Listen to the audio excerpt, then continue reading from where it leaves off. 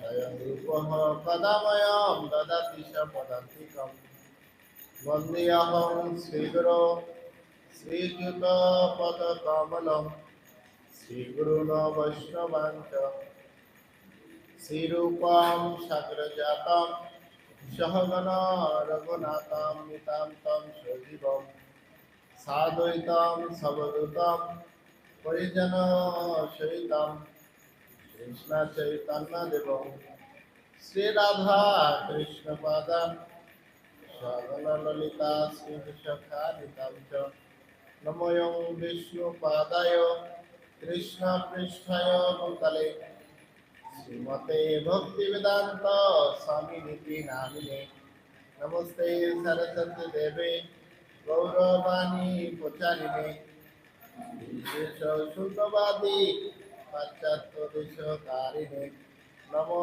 महावदनाय कृष्ण प्रेम पदायते कृष्णाय कृष्ण चैतन्य नाम्ने गौरतिशै नमः हे कृष्णा करुणा सिंधु दीनबंधु जगत्पते गोपेश गोपिकाकांत राधाकांत नमोस्तुते तप्त कांचन गौरांगी राधे वृंदावनेश्वरी जमानुसुते देवी प्रणमामि हरिप्रिये वृंदाय तुलसी देवई प्रियाय केशव सचा विष्णु भक्ति पददेवी सत्यवत्तै नमो नमः जय श्री कृष्ण चैतन्य प्रभु नित्यानंद श्री अद्वैत गदाधर श्रीवासदि गौर भक्त वृंदा हरे कृष्ण कृष्ण कृष्ण हरे हरे हरे राम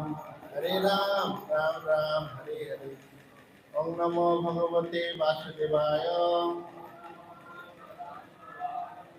नमो भगवते वासुदेवाय ओम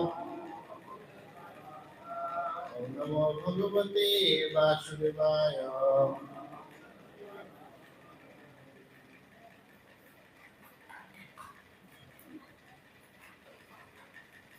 আন্তর্জাতিক কৃষ্ণ ভাবনামৃত সংঘ তথা ইসলামের পক্ষ থেকে সকলকে জানাই কৃষ্ণ প্রীতি শুভেচ্ছা এবং অভিনন্দন।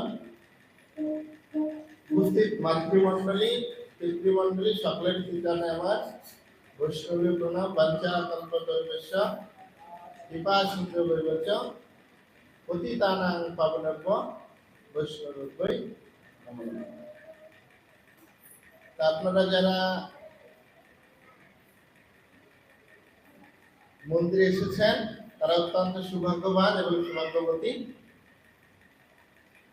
মহাভারতে বলেছেন যে যদি কেউ ভগবান বিষ্ণুর মন্দিরে যাওয়ার জন্য একটি পা বাড়ায় তাহলে তার একটি পদতে অনন্ত কোটি অশ্বমেধ যজ্ঞের ফল লাভ হয়ে যায়।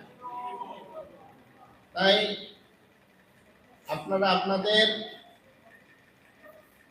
পূর্বপুরুষ যারা এই জগৎ থেকে চলে গিয়েছেন বা যারা আসবেন এই কৃষ্ণ ভক্তির মাধ্যমে বা ভগবত কথা শ্রবণ করার মাধ্যমে তাদের পরম কল্যাণ করতে পারে। এবং বৈদিক শাস্ত্র বলছেন যে এই জগতের যে তিতা ক্লেশ সেটি আমাদের সর্বদা উদ্বিগ্ন উৎকণ্ঠায় জর্জরিত রাখবে, কিন্তু আমাদের হৃদয়কে শান্ত করবে কি সেটা শ্রীমদ্ ভাগবতম বলছেন যে হৃৎকর্ণ রসায়ন কথা তথা প্রসঙ্গাত মম বীর্য সংবিদ ভগবন্তি হৃৎকর্ণ রসায়ন কথা তজ্জসনাৎ অশোকবর্গ পরাত্মনি শ্রদ্ধা রতির ভক্তি অনুক্রমণা সন্তি। মাতা দেবহূতি বলছেন যিনি ভগবানের মাতা দেবহূতি তার পুত্রকে ভগবানকে বলছেন, হে পুত্র সতাম প্রসঙ্গাত মম বীর্য সংবিদ ভগবন্তি হৃৎকর্ণ রসায়ন কথা। যে যদি কেউ মা ছেলে কথা বলা বলি করছেন যে যে যদি ভক্ত সঙ্গ একত্রিত হয় তাহলে কি করে, বা ভক্ত কারা, যে আমার কথোপকথন তারা একত্রে বসে আলোচনা করেন। আর সেটা আলোচনা করলে কি হয়, যে হৃদকর্ণ রসায়ন কথা, প্রত্যেকটা ব্যক্তি হৃদয়ে উদ্বিগ্ন, উৎকণ্ঠা, দুশ্চিন্তা, ক্লেশ, কার কার জীবনে দুঃখ কষ্ট ক্লেশ রয়েছে, হাত তুলুন।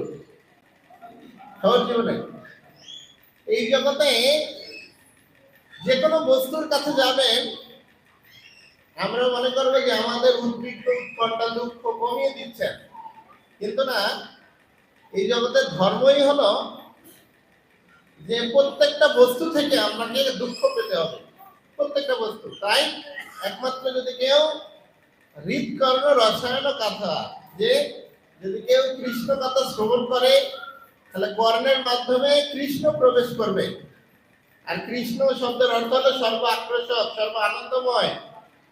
আর সমস্ত আনন্দ আপনার হৃদয়ে উৎপন্ন হবে বা আপনার হৃদয়কে শীতলতা প্রদান করবে। তারপর কি হবে, শ্রদ্ধার অতির ভক্তি, আপনার সাধু সঙ্গ, ভগবান, গুরু গোরাকের প্রতি শ্রদ্ধা হবে, আর ধীরে ধীরে ভক্তির উদিত হবে। তাই আপনার সকলে মনোযোগ সহকারে শ্রবণ করলে আপনাদের অনেক লাভ হবে। একটি শ্লোক রয়েছে যে যদি কেউ ভগবানের কথা শ্রবণ করে কি হবে, এই ফ্যানটা বন্ধ করে দিতে, কি যদি কেউ ভগবানের কথা শ্রবণ করে তাহলে কি তার কি লাভ হবে। পদ্মপুরাণ বলছেন, অতীতানি সপ্ত পুরুষাম,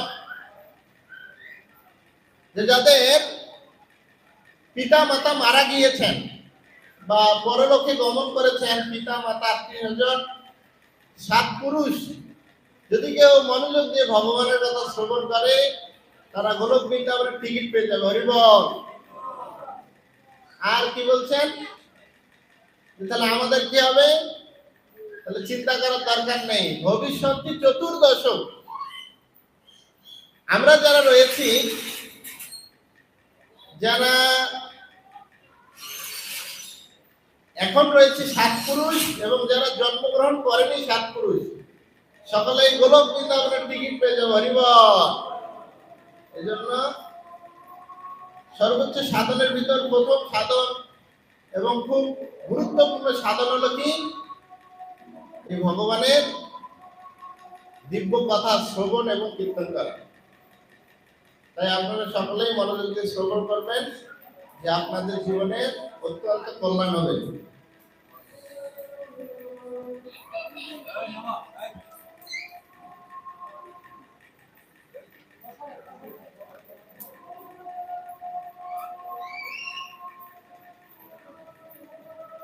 শ্রীমদ্ ভগবদ গীতা 8দশ অধ্যায় মোক্ষযোগ। আমার সঙ্গে সকলে বলার চেষ্টা করুন। বিষয় ইন্দ্রিয় সংযোগাৎ যত্তৎ অগ্রে অমৃতোপম পরিণামে বিষয় ইহ তৎসুখম রাজসং স্মিতম। বিষয় ইন্দ্রিয় সংযোগাৎ যত্তৎ অগ্রে অমৃতোপমম পরিণামে বিষয় ইহ ইব তৎসুখম রাজসং স্মিতম। সকলে শ্রবণ করবেন। বিষয় মানে ইন্দ্রিয়ের বিষয়, ইন্দ্রিয় মানে ইন্দ্রিয়ের, সংযোগাৎ মানে সংযোগের ফলে, যৎ মানে যা, তৎ মানে তা, অগ্রে মানে প্রথমে, অমৃত উপমা মানে অমৃতের মতো, পরিণামে মানে অবশেষে, বিষম ইব মানে বিষয়ের মতো, তৎ মানে সেই, সুখ মানে সুখ, রাজস্ব মানে রাজস্ব, স্মৃত মানে কথিত হয়। গীতার গান। ইন্দ্রিয়ের সংযতে বিষয়ের ভোগ, অমৃতের মতো অন্তে কিছু ভবর, পরিণামে বিষয়ের বিষয় লাভ, রাজসিক সেই সুখ জীবের স্বভাব। অনুবাদ শব্দ বললেন, বিষয় ও ইন্দ্রিয়ের সংযোগের ফলে যে সুখ প্রথমে অমৃতের মতো এবং পরিণামে বিষের মতো অনুভূত হয়, সেই সুখকে রাজসিক বলে কথিত হয়। সকলে শ্রবণ করবেন। এখানে বলছেন, তাৎপর্য করেছেন ইসলামের প্রতিষ্ঠাতা আচার্য জগৎগুরু শিলা প্রভুপাদ। জগৎগুরু শিলা প্রভুপাদ কি? একজন যুবক যখন একজন যুবতীর সান্নিধ্যে আসে, তখন যুবকটির ইন্দ্রিয়গুলি যুবতীটিকে দেখবার জন্য, তাকে স্পর্শ করার জন্য এবং যৌন সংভোগ করবার জন্য তাকে প্ররোচিত করতে থাকে। এই ধরনের ইন্দ্রিয় সুখ প্রথমে অত্যন্ত সুখদায়ক হতে পারে, কিন্তু পরিণামে অথবা কিছুকাল পরে তা বিষবোধ হয়ে ওঠে। তারা একে অপরকে ছেড়ে চলে যায় অথবা তাদের বিবাহ বিচ্ছেদ ঘটে, তখন শোক দুঃখ আদির উদয় হয়। এই ধরনের ইন্দ্রিয় সর্বদাই রজগুণের দ্বারা প্রভাবিত। ইন্দ্রিয় এবং ইন্দ্রিয়ের বিষয়ের মিলনের ফলে উদ্ভব যে সুখ, তা সর্বদাই দুঃখদায়ক এবং তা সর্বত্রভাবে বর্জন করা উচিত।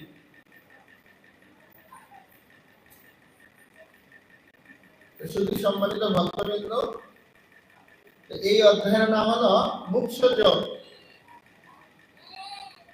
মোক্ষ মানে জীবনের পরম প্রাপ্তি, বা আমরা ভগবানকে লাভ করব, এই জগৎ থেকে মুক্তি পাবো, সেটা। এই ইন্দ্রিয়ের বিষয়ে সামনে অনেক শ্লোকে বলছেন, তৃতীয় অধ্যায়ে বলেছেন এবং অনেক জায়গায় এই কথাগুলো বলেছেন। এই শ্লোকে ভগবান বলছেন যে বিষয় এবং ইন্দ্রিয় সংযোগের ফলে যে সুখ প্রথমে অমৃতের মতো এবং পরিণামে বিষের মতো অনুভব হয়, সেই সুখকে রাজসিক বলে কথিত হয়।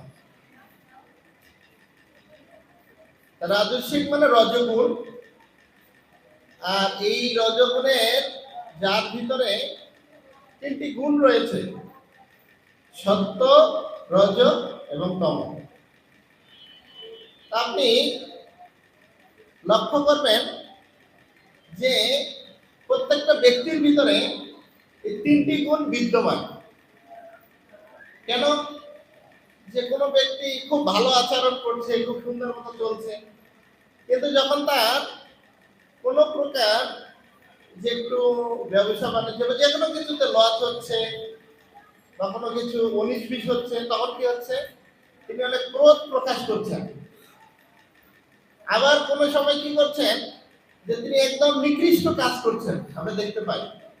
সেটি হলো কি? তিনটি গুণের প্রকাশ। এই অধ্যায়ে ভগবান বলছেন যে এই রাজসিক বা রজগুণ, সেটি হলো কাম এবং ক্রোধের প্রতীক।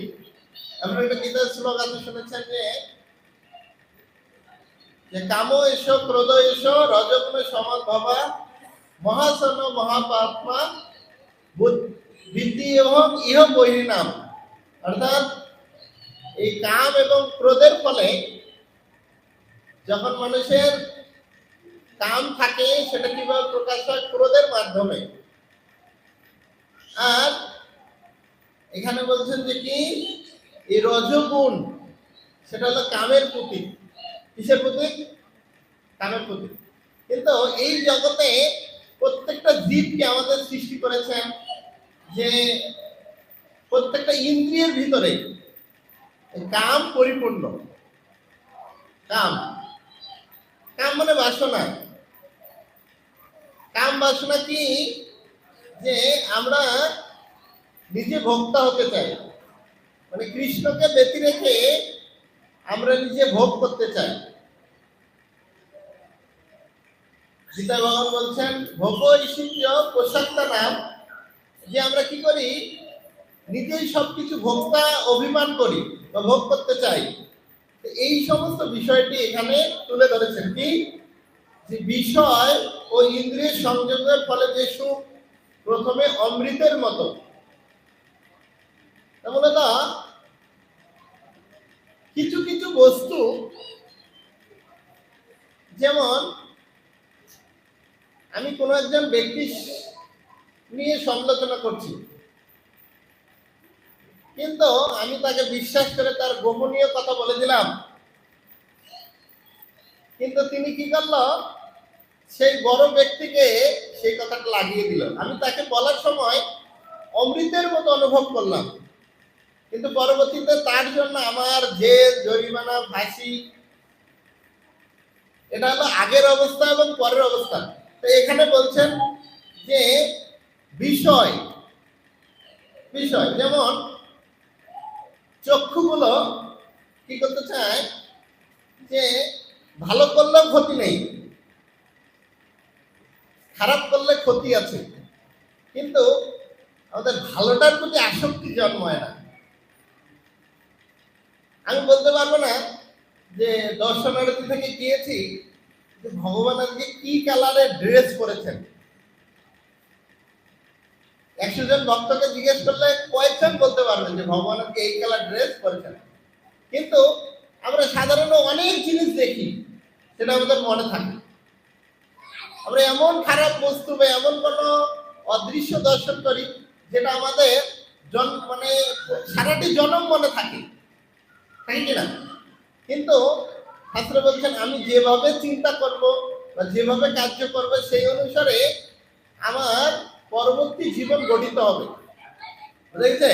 এখানে আমি বিষয়ের সঙ্গে ইন্দ্রিয় সংযোগ করব, বা যে আমাদের চক্ষু যাচ্ছে যে বিভিন্ন ধরনের সিনেমার গান দেখতে, বা বাস্তবতা বিষয়বস্তু এই জগতের যে সমস্ত দেখলে আমাদের ইন্দ্রিয় বিচলিত বিভিন্ন কিছু দর্শন করতে চাচ্ছেন চক্ষু। শাস্ত্র বলছে যে ভগবান অবগত 24 জন গুরু ছিল, যে দত্তাত্রেয় ভগবানের 24 জন গুরু, এটা একাদশ স্কন্ধে ভাগবতমের। উনি 24 জন গুরুর ভিতরে গুরু গ্রহণ করেছিলেন কাকে? একটা কীট পতঙ্গকে, পোকা রয়েছে না, পোকা। যেমন আপনি অমাবস্যার সময় বা বর্ষার সময় আপনি লাইটের মাঝে কিছু পোকা দর্শন করবেন, তারা দেখে না, তারা লাইটের কাছে এসে বা অগ্নির কাছে এসে খালি ঘোরাঘুরি করে ঘুরে ঘুরে ঘুরে ঘুরে ঘুরে ঘুরে ঘুরতে ঘুরতে কি হয়, তাদের মৃত্যু হয়। কেন? এই পতঙ্গগুলা বা কীটগুলা কি আলোর প্রতি অত্যন্ত আসক্ত, বা তিনি প্রকাশ আলোকে খুব ভালোবাসেন, এত ভালোবাসেন যে তিনি থাকে মাটির নিচে। আপনারা শুনেছেন না যে পিপিলিকার পাকে গজায় মরিবারে তরে, সে সমস্ত পিপিলিকাগুলো কি করে, উঠে এসে আগুনের কাছে। এই গ্রামে দেখতাম অনেক বড় বড় লাইট জ্বালাতো অনুষ্ঠান হলে, সেই সমস্ত লাইটের পাশে বা এই সমস্ত লাইটের পাশে তিনি কি হয়ে যান, সেই আলোটাকে উপভোগ করার জন্য যান। উপভোগ করার জন্য গেলে তার কি হয়, মাথা ঘুরায়। তো তিনি জানেন যে আমার এখানে এই রূপের কারণে মৃত্যু হতে পারে, কিন্তু তিনি যখন এই লাইটের আলোটাকে দেখেন সেটা তার অমৃতের মতো মনে হয়, কারণ তার এটা প্রিয়। আমরা যেমন যে অনেক সময় আমার একটি খাবার খুব ভালো লাগে, একটু বেশি করে খেয়ে নেই, আবার পরে আমার শারীরিক সমস্যা হয়ে যায়। প্রথম পায়েসটি লাগলো অমৃতের মতো, এবং সেটি যখন পেটের সমস্যা হয়ে গেল সেটা কিসের মতো, বিষের মতো। তদ্রূপ এই যে পতঙ্গ বা কীটটি, সেটা প্রথমে কিসের মতো? তাকে তার প্রকাশ তিনি অনেক ভালোবাসেন, তাই তিনি যখন প্রকাশের কাছে যান, আলোর কাছে যান, সেটা তার কাছে অমৃতের মতো মনে হয়। কিসের মতো? কিসের মতো? কিসের মতো? অমৃতের মতো। পরবর্তীতে সেটা তার কি হয়ে যায়? বিভিন্ন ধরনের পীড়ার কারণ হয়ে যায়। কিরকম পীড়া? যেরকম তার পাকা খুলে যায়, মাথা ঘুরে যায়, তারপরে তার বিভিন্ন দেহ ক্ষত বিক্ষত হয়ে যায়, এবং তার ফলে তার মৃত্যু হয়ে যায় অনেক সময়। এটা হলো কি? প্রথম তিনি তার ইন্দ্রিয় দিয়ে বিষয় ভোগ করতে চেয়েছেন, কারণ এই জগতে প্রত্যেকটা জীব চারটি জিনিস বলেছেন: আহার, নিদ্রা, ভয়, মৈথুন। যে মানুষের ভয়টিও প্রখর, ভয়টি খুব প্রখর না? খুব ভয়। ভাগবত বলছেন ভয়ম দ্বিতীয় অভিনিবেশক, যে ভগবান ব্যতীত আমি অন্য কিছুর ধ্যান করব, চিন্তা করবো তো ভয় আসবে। এবং আহার, আহার কেনা বোঝে? কেনা বোঝে? ছোট শিশু, জ্ঞান হয়নি কিন্তু আহার বোঝে, তিনিও ভয় বোঝে। এই যে চারটি বস্তু, আহার করা, নিদ্রা যাওয়া, নিদ্রা খুব কঠিন বস্তু। গ্রাম্য কথা বলে দেখি যে যে নিদ্রা না বোঝে ঘাটার অঘাট, আর তৃষ্ণা না বোঝে ঘাটার অঘাট। মানে যখন তৃষ্ণা লাগে কেউ কাউকে, তখন তিনি ঘাট, নদীর কোথায় ঘাট রয়েছে, অঘাট রয়েছে বোঝে না। আর নিদ্রা হলে কোথায় বিছনা রয়েছে, কোথায় কি রয়েছে বোঝে না। তাই তদ্রূপ যখন এই পোকাটি বা ওই পোকা যখন তার অমৃতের মতো বিষয়বস্তুকে ভোগ করতে যায়, তার পরিণামে তার দুঃখ হয়। এই জিহ্বার লালসায় কে এরকম হয়ে যায়? মাছ। মাছ জানে যে গোষ্ঠীর নিচে যে খাবারটি রয়েছে সেটি আমার মৃত্যুর কারণ হতে পারে, কিন্তু তার সেটিকে অমৃতের মতো লাগে। কিসের মতো? মাছ মাছ কিন্তু একবারে অনেক মাছ কি করে? 8-10 বার আস্তে আস্তে ঠোকর দিবে। আমি ধরেছি, ঠোকর দিবে ঠোকর দিবে, ও কিন্তু জানে। আনালে কিন্তু অনেক মাছ আছে যারা জানে না, হয়তো তারা দিয়ে টান দেয়। অনেক মাছ খালি ঠোকর দেয় ঠোকর দেয়, তাই সে জানে যেখানে আমি ফেসে যেতে পারি। এই এই যে বড়শির যে দানাটি রয়েছে, সেই দানাটি কার মতো? অমৃতের মতো। কিসের মতো? কিসের মতো?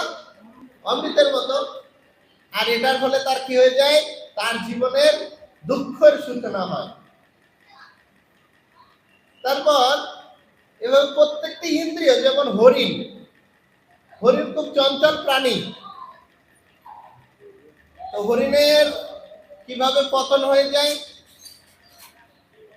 না? হরিণ কি করে? অনেক সুন্দর মিউজিক শুনতে পছন্দ করে। মিউজিক মানে গান বা কোনো প্রকারের শব্দ। তো তখন তিনি কি করে? যখন শিকারীরা বনে গিয়ে মিউজিক চালিয়ে দেয় বা গান চালিয়ে দেয়, মিউজিক চালিয়ে দিলে তিনি ধ্যান করে শোনে, চোখ বন্ধ করেন। তার কাছে সেটা অমৃতের মতো মনে হচ্ছে। আর যখন শিকারী এসে ধরে নেয়, তখন কিসের মতো মনে হয়? কিসের মতো? বিষের মতো। এখানে শিলা প্রভুপাদ বলছেন যে কি, যে মানুষের ইন্দ্রিয়ের প্রতি যুবতী নাম যথাজনী, যে আমাদের ইন্দ্রিয়গুলো বলবৎ, তার যৌন ইন্দ্রিয়ের জন্য কে তার জীবনকে দৃষ্টান্ত দিয়েছেন? ভগবান দত্তাত্রেয় দৃষ্টান্ত দিয়েছেন কার? যে একটি মানে হাতিকে কিভাবে বশ করে জানেন? হাতিকে হাতিকে বশ করার কারণ হলো কিভাবে তিনি একজন ব্যক্তির দাসত্ব করে। এত বড় প্রাণী হাতি তো অনেক শক্তিধর, কিন্তু সাধারণ একটি 5 ফুট ব্যক্তি তাকে কি করে? কন্ট্রোল করে। এত বড় প্রাণী কিভাবে কন্ট্রোল হয়? তা হাতি কন্ট্রোল করার নিয়ম হলো এভাবে যে হাতি খুব এই যৌন ইন্দ্রিয় বা সম্ভব প্রভাবের ফলে তার এরকম হয়। কিভাবে? যে শিকারী তিনি জঙ্গলে গিয়ে একটি স্ত্রী হাতি মানে স্ত্রী হাতির মূর্তি তৈরি করে, মাটি দিয়ে হোক, ফোম দিয়ে হোক, গাছ দিয়ে হোক। একটি স্ত্রী হাতির যখন একটি মূর্তি তৈরি করে, করার পর এটা অনেক বড় গর্ত করে বা খাল খনন করে, খাল খনন করে তার উপরে কি করে মাটি দেয়, বাঁশ দেওয়ার পরে হালকা কিছু দেওয়ার পরে মাটি দেয়। মাটি দিলে, পাতা দিলে, তার উপরে কিছু ডালপালা দিয়ে সেখানে হাতির পুঁতিমাটি, হাতির পুঁতিমাটি বা স্ত্রী হাতির পুঁতিমাটি রেখে দেয়। আর হাতি দূর থেকে দেখে বলে, আরে ওই জায়গায় একটি হাতনি রয়েছে বা স্ত্রী হাতি রয়েছে, তার কাছে গেলে আমি সঙ্গম সুখ পাবো। দৌড়ে যান তার কাছে। আর তার কাছে দৌড়ে গেলে তিনি তো রয়েছেন, তিনি তো আসলে নকল, তিনি তো নকল। আর সেটি অনেক বড় গর্ত খনন করা, সেখানে গেলে সবগুলো ভেঙে চুরে নিচে পড়ে যাবে। যেমন আমাদের খালটি রয়েছে, এখন নিচে পড়ে গেলে তিনি তো ওঠার অনেক চেষ্টা করেন, কিন্তু তিনি উঠতে পারেন না। তিনি যখন সেখানে যায়, উঠতে পারেন না, তখন 5-7 দিন পরে গিয়ে যে হাতিটি সেই ব্যবস্থাটি করেছেন, তিনি গিয়ে তাকে জল দেন, কলা গাছ দেন, জল দেন, কলা গাছ দেন, তার আবশ্যকতা বস্তুগুলো যখন দেন, তখন তিনি সেটি খেয়ে বলেন, আরে এই জঙ্গলে আমি পড়ে রয়েছি, আমার তো হিতাকাঙ্ক্ষী একজনও নেই, একমাত্র আমার হিতাকাঙ্ক্ষী হলে এই ব্যক্তি। তখন ওই ব্যক্তি কি করে, যেভাবে একটি গাড়ি যখন কোনো জায়গায় কাদায় আটকে যায়, তখন কি করে অনেক সুন্দরভাবে ঢাল করে, সুন্দর করে বাইর করে, তখন সেটাকে খনন করে, আবার কি করে অনেক দূর পর্যন্ত খনন করে তাকে আস্তে আস্তে করে ওঠানোর পরে তখন এই বলে যে আমি এত বড় বিপদে পড়েছি, আমার তো মৃত্যু নিশ্চিত, আমাকে বাঁচিয়েছেন কি এই ব্যক্তি আমার হিতাকাঙ্ক্ষী, ইনি যা বলবে তাই আমার করা উচিত। তখন তাকে বসে করে তাকে এই নগরে গ্রামে ঘুরায়, জাদু দেখায়। তো প্রথমে তিনি যখন বনে ছিলেন, তিনি এই হাতিনীর প্রতিমা থেকে দেখে বা স্ত্রীর প্রতিমা দেখে যৌন লালসায় তার কাছে দৌড়ে যান, তখন তার অমৃতের মতো লাগে। কিন্তু যখন তিনি এই শিকারীর কাছে পতিত হয়ে যান, সেটা হলো কিসের মতো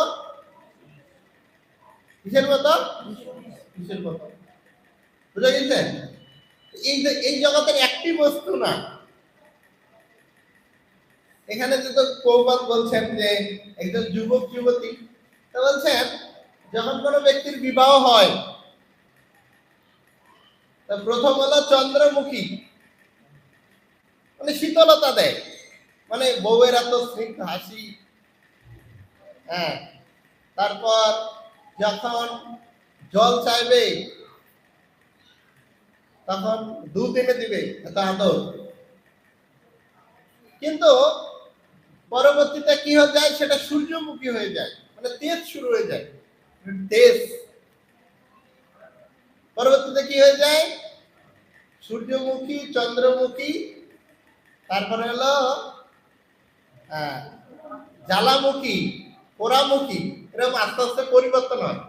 তো প্রথম সেটাকে কি মনে হয়, অমৃতের মতো কোন একটা বস্তু দূর থেকে, যেটা আপনি জীবনে কখনো পাননি, সেটাকে আপনার অমৃতের মতো মনে হয়। আরে কিন্তু যখন যেটা আপনার কাছে আসবে, ওটার জ্বালা যন্ত্রণা আপনি শ্রবণ করবেন বা জ্বালা যন্ত্রণা আপনার করবেন।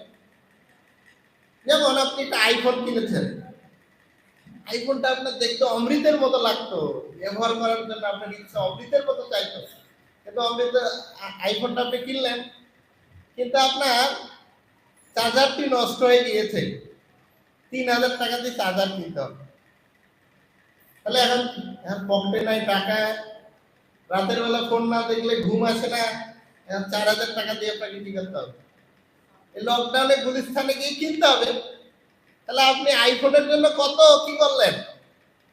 আপনার হৃদয়টা অমৃতের মতো লাগছিল, পরে কিসের মতো হচ্ছে? বিষের মতো।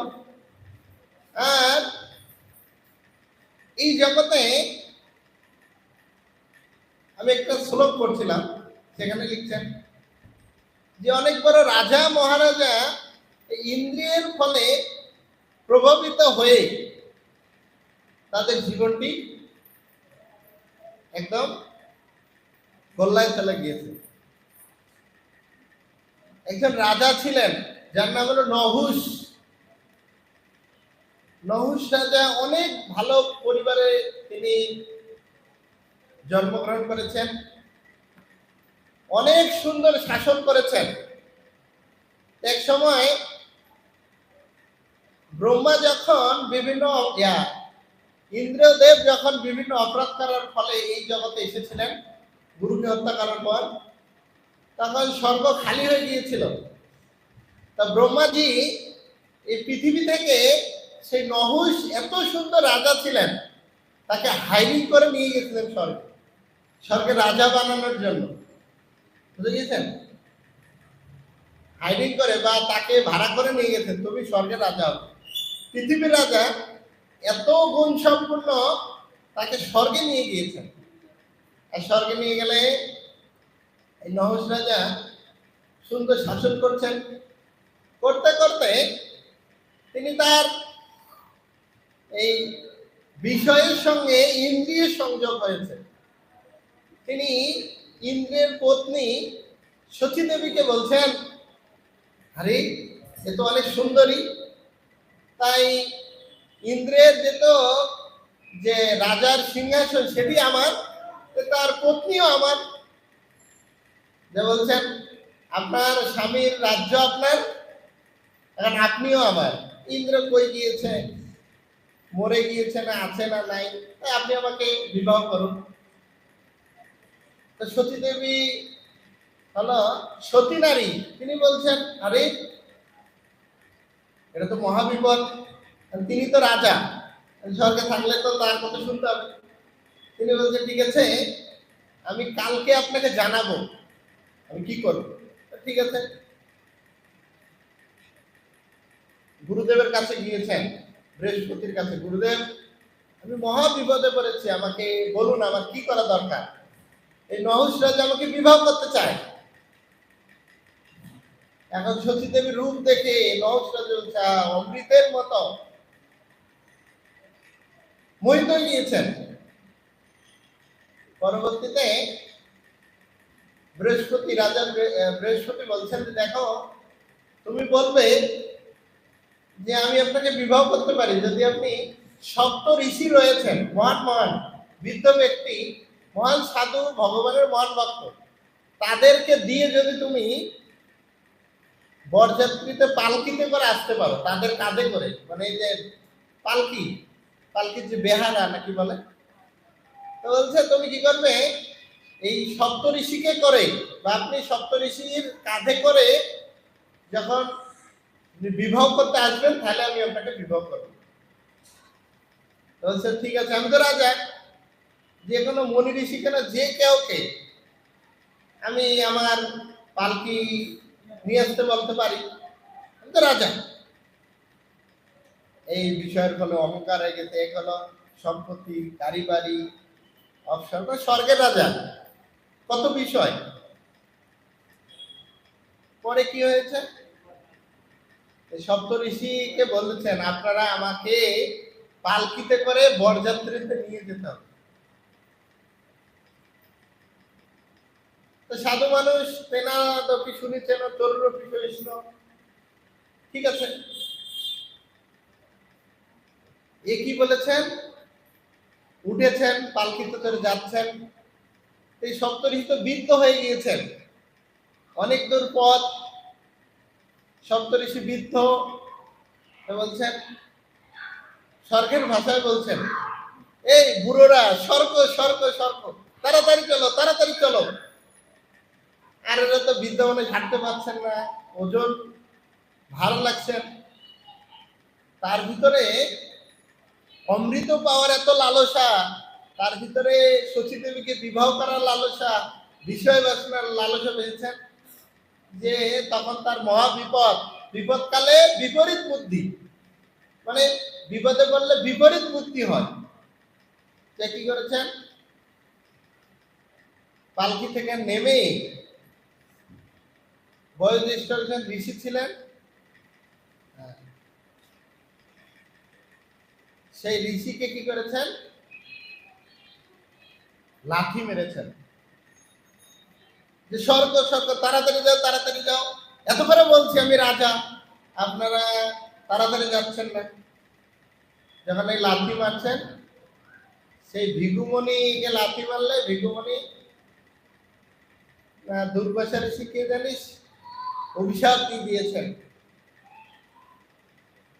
যে তুমি এই ইন্দ্রিয় বা ইন্দ্রিয়ের দ্বারা প্রভাবিত হয়ে, প্রতিষ্ঠার দ্বারা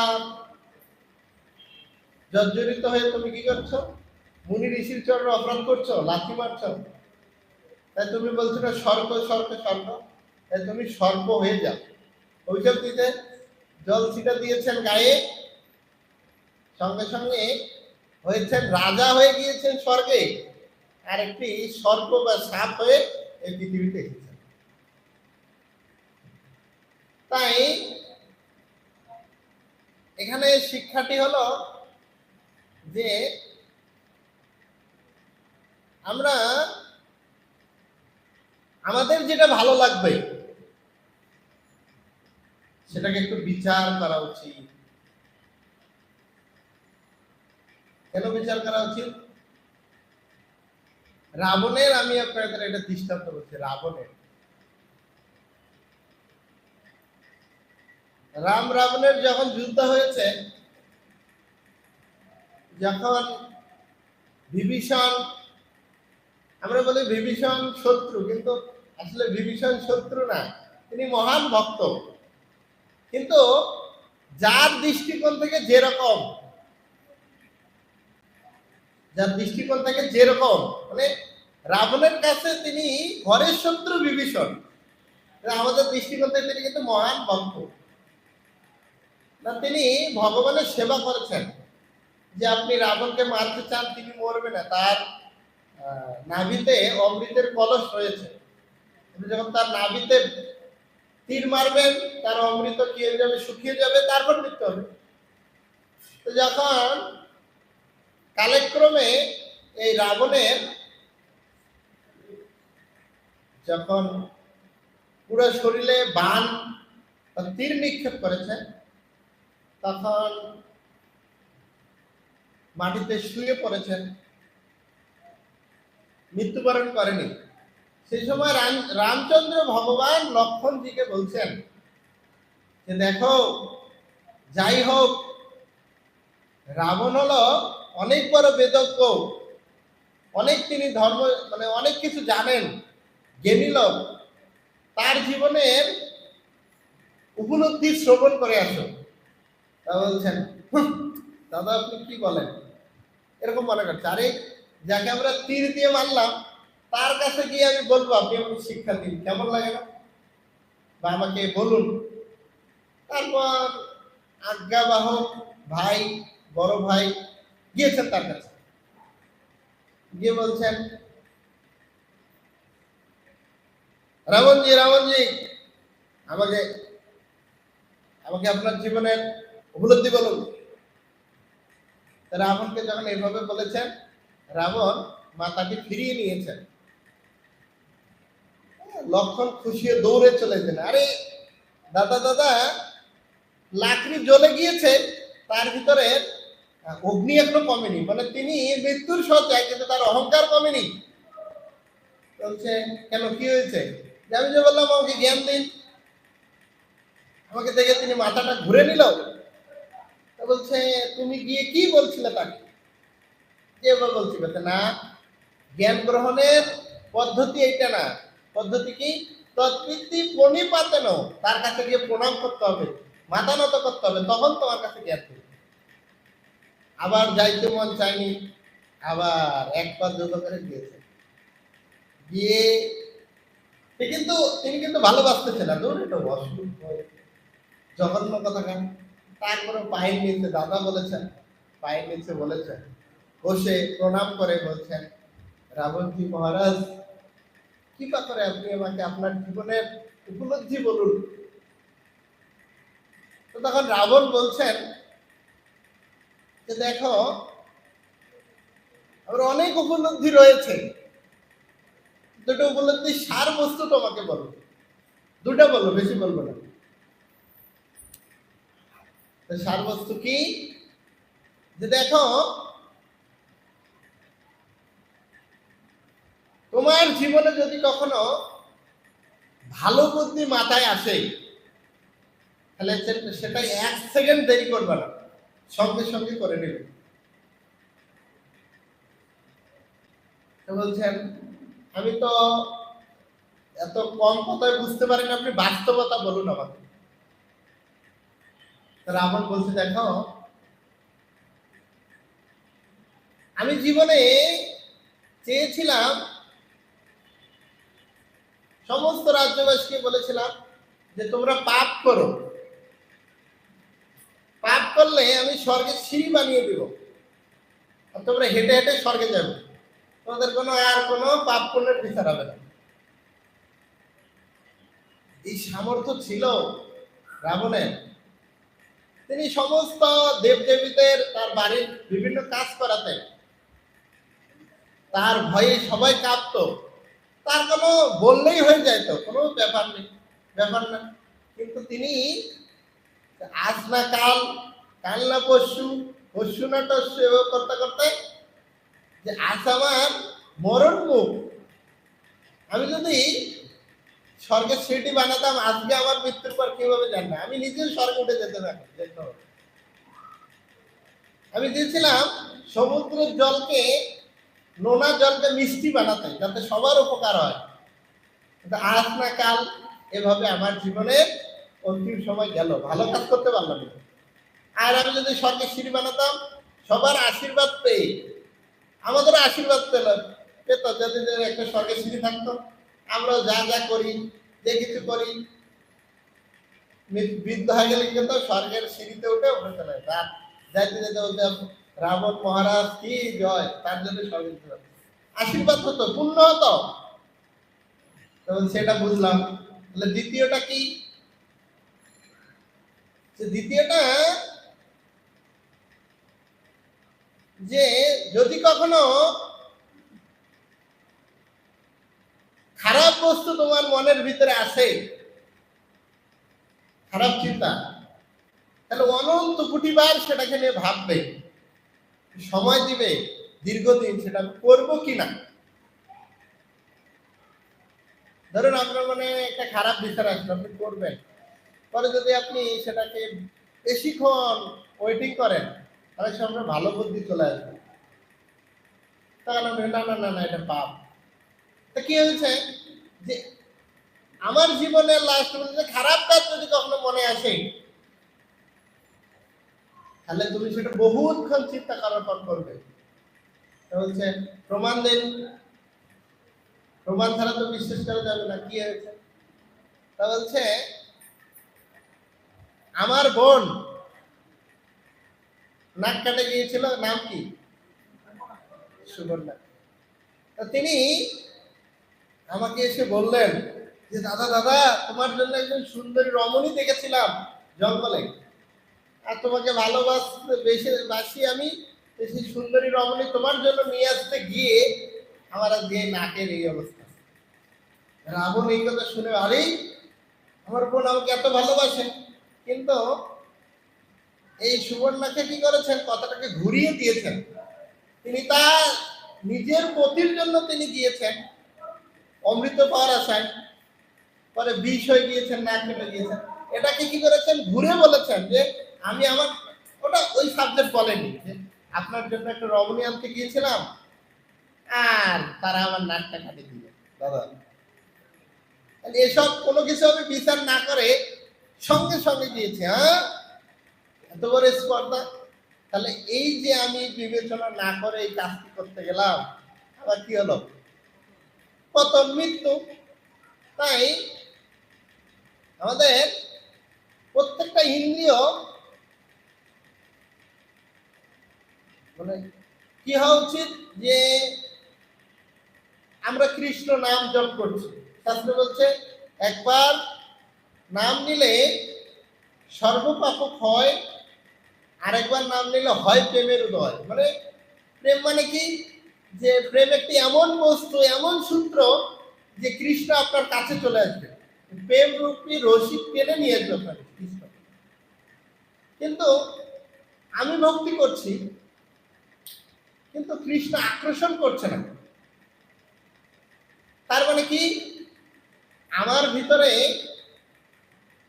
ভিতরটা মরিচিকা পড়ে রয়েছে, মরিচিকা। বা যেমন আপনি লোহার ভিতরে চুম্বক কখন আকর্ষণ করে না? যখন জয়েন ধরে যায় বা সেটাকে মাটি করে যায়, তো সেটা পড়ে থাকে। তদ্রূপ কৃষ্ণ আমাদের প্রতি আকর্ষণ করছে না কেন? যে না, আমরা আমাদের ইন্দ্রিয় দিয়ে কি করা উচিত? সমস্ত ইন্দ্রিয় দিয়ে ভগবানের সেবা করার চেষ্টা করা উচিত। চেষ্টা যদি করো, যদি না হয় অভ্যাস করো। অভ্যাস যদি করতে না পারো তাহলে কর্ম অর্পণ করো। কর্ম অর্পণ না করলে একটু একটু করে তাকে অর্থ দাও, যেভাবেই হোক কৃষ্ণ ভক্তের সঙ্গে যুক্ত হও। তাই এই শ্লোকের মাধ্যমে বলছেন যে তুমি যদি ইন্দ্রিয় দিয়ে আস্তে আস্তে ভগবানের সেবায় যুক্ত হও, তাহলে তোমাকে কিছু সময়ের জন্য কোনো বস্তু তিতা লাগতে পারে। যেমন শীতকালে মঙ্গল আরতি উঠতে কষ্ট লাগে, সেটা কিন্তু প্রথম বিষ। এরপরে বলবে যে কোনো বস্তু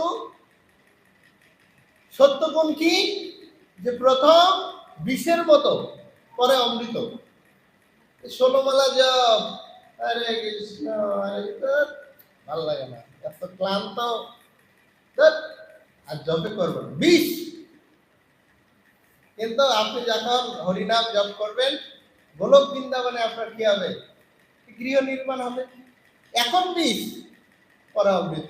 মঙ্গল আরতিতে ঠান্ডার সময় এত শীত, আমি কিভাবে স্নান করবো, মঙ্গল আরতি করবো? আরে শুয়ে থাকলে তো স্বর্গের সুখ মনে হচ্ছে, অমৃত। উঠলাম তো বিষের মতো লাগছে। এইরকম ভাবে আমরা যখন এই বিষয় ভোগ করব, তখন আমাদের এই চেতনাটা সবসময় কিরকম?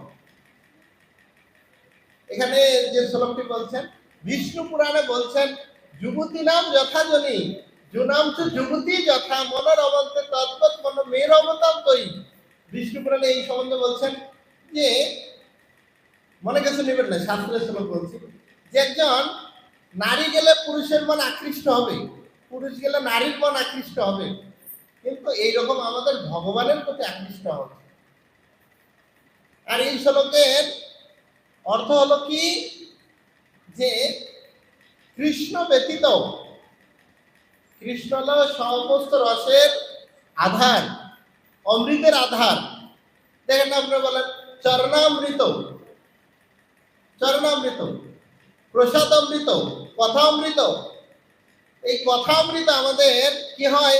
যদি আমরা নিজে মনে গ্রহণ করি, তাহলে আস্তে আস্তে কি হবে?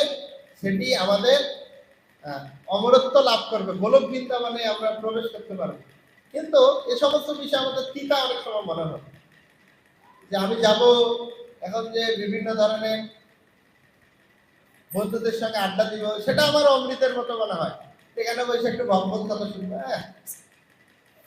কি বলে না বলে এই সে। দেখেন অনেক মানুষ কীর্তন করলো, অনেকেই রয়েছে যে সময় রয়েছে, সেটা তার ভগবত কথা অমৃত মনে করলো না, চলে গেল। কিন্তু অনেকে কষ্ট করে শ্রবণ করছে, অনেকে বিরক্ত ভাবে শ্রবণ করছে, কিন্তু সেটি কি হয়? অমৃতের মতো হয়ে যায়। তাই এই শ্লোকের অর্থ হলো যে আমরা যদি এই ইন্দ্র দিয়ে লাস্ট শেষ করছি, যেমন আমি খুব রাজনীতির প্রতি আসক্ত আছে নাই অনেকে, তা বলছে যে মহাভারতে যেরকম কৃষ্ণ রাজনীতি করেছেন, পঞ্চপাণ্ডব রাজনীতি, সেটি আমরা যদি মনোনিবেশ করি তাহলে বিষয়ের থেকে কি করতে পারবো, আমরা ওই বিষয় থেকে ইন্দ্রিয়কে নিয়ে এই পাশে লাগাতে পারবো। আমরা জড়জগতের রাসলীলা দেখতে পছন্দ করি, বিভিন্ন কিছু সারাসরি গান আনি, সবাই এটার প্রতি আমাদের আসক্তি রয়েছে, ঠিক আছে। তবে কি করবে, রাধা কৃষ্ণের যে রাসলীলা পড়বে, দেখবে, শুনবে।